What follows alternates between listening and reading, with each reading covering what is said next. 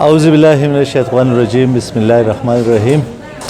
د دې نه مخکې یو ویزټ منګه کړو د سبزیانو د چرګانو مطلب د مختلف د خوراک شیزونو وګورو چې بده کې سونه کیمرا غلې ده دا راته وایي چې موږ خو ویزټ روان دي مخکې به هم تپوس کوو د هر شي تپوس پکو مخکې سریټ وسریټ دی بسم الله الرحمن الرحیم سپین خان ستا ډېره شکریه دا کوم چې تا راغلې او په یو څه نظر ثاني واچوله تپوس دې وکړو تا مخکې یو جلسه کړو د هغې نه پس دې خو خدای پاک رحم کړی دی شیزونه ډېر زیات ارزان شوي دي ټیک ده او ټماټر هم ارزان شوي په 40 روپۍ کیلو دی الوګان په 40 روپۍ کیلو دی بادرنګ په 40 روپۍ کیلو دی او نیم په نیمه پره پکې راغلی سوداګانې خدای پاک رحم کړی ډېر شیزونه ارزان شوي دي ټیک ده جی موږ کوشش کوو موږ وایو چې یاره زموږ ادرنه کامیاب لاړ شي عوامو ته پیدا لاړ شي نو شکر دی څه څه ګزارۍ کړې ده او موږ کوشش دا کوو چې یاره د دې نه هم ارزانه شي بل هغه زاړه ریټونه چې کم دی هغې ته راشي فلحال خو هغه زاړه ریټونه چې دی هغې ته نه دي راغلي بس انشاءالله اوس پر ورو کمیږي ګزاره به کوي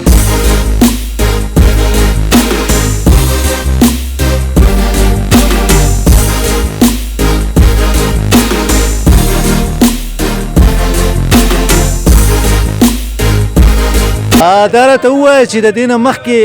دا سابه په څو وس په څو دي د دې نه مخکې سابه تقریبا د 100% کې تقریبا 70% ارزانه شوي دي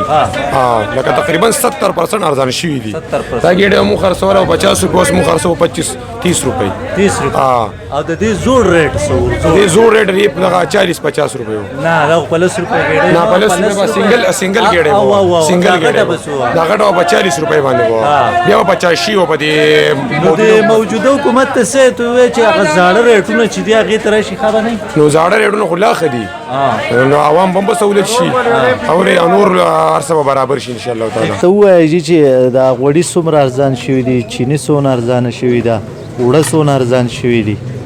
او مطلب وریجې څونه ارزانې شوي دي مختلف شیزونه 1200 روپۍ باندې وړو اوس په 900 شو او چینی غوړي چې دي که نه نو په 2950 روپۍ ټیمو په 2950 شمه نه دا پرایویټو او شمه خو نه دي ارزان کړي شمه خو هغه شانتي ګران دي دا لوکل ارزان کړي دا لوکل ټول ارزان کړلو او دا وریجې په 2950 روپۍ ټیمو نو اوس په 2650 په 2600 شو لکه شمه نه دي ارزانه نور مطلب دا دی چې دا لوکل ارزان شمه والا 100 روپۍ ریټ کم کړی دی او لوکل 300 روپۍ ریټ کم کړی دی د ټیمو دا وریجې او چینی او دا هر شی ښه شی دی ماشاءالله څونه ښه شی دی بس ښه پوره که ورو ورځ ته ورځ کمیږي د یوې ورځې نه بلې ورځې د بلې ورځې نه بلې ورځې ته ریټونه په ښکته دي ریټ کې خو کمې په ځکه نه راځي که نه ښه چې دا خو د پنجاب د هغه ځایونو نه راځي ټیک ده نو چې کله ماته هلته کې د موږي له یو شی ارزان او ښه پرېوځي که نه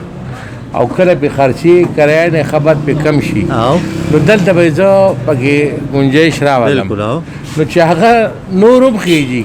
هغه اخوال کې نو دلته به پکې زه گنجایش څنګه راولم ټیک ده صحیح ده تاسو واورېدل چې څاروي ګران دي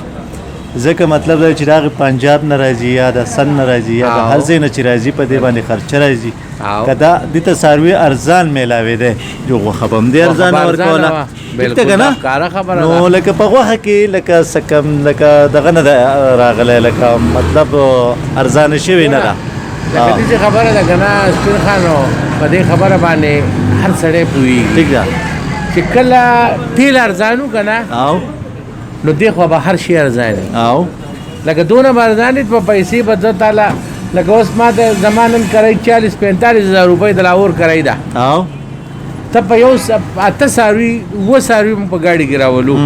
ته 7 څاروي په 45 کې تا تسخین که 100 روپۍ پرې رالي ټیک ده په دې باندې په لاره ټیکسونه یي په دې باندې په لاره پولیس ولاړي پرچې ورکوي صحیح ده په دې باندې د مزدور خرچه ده